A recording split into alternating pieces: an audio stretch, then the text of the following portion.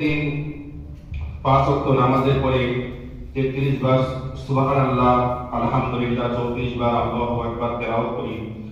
এই সমস্ত আমলগুলো জারি রাখলে আল্লাহ রাব্বুল আলামিন আমাদেরকে ঈমানী জীবন এবং ঈমানী মৃত্যু আল্লাহ রাব্বুল আলামিন দান করেন। এগুলো আমল তো করব, পাশাপাশি নতুন নতুন আমলের সন্ধান করব। এজন্য ঈমানী জীবন এবং ঈমানী মৃত্যু হওয়ার জন্য 2 নম্বর শর্ত হচ্ছে ধারাবাহিকভাবে নেক আমল করা। যদিও নেক আমলটি অল্প হয়, ছোট হলেও ওই আমলটি আল্লাহ রাব্বুল আলামিনের কাছে অনেক প্রিয়। মানুষ অনেক বড় বড় আমল করুক না কেন, আমি যদি ছোট ছোট আমল করি, এই আমলটাই আল্লাহ রাব্বুল আলামিনের কাছে অধিক প্রিয় হবে। এজন্য ঈমানী জীবন এবং ঈমানী মরণ হওয়ার জন্য 2 নম্বর শর্ত হচ্ছে ধারাবাহিকভাবে নেক আমল করা, যদিও নেক আমলটি কম হয়।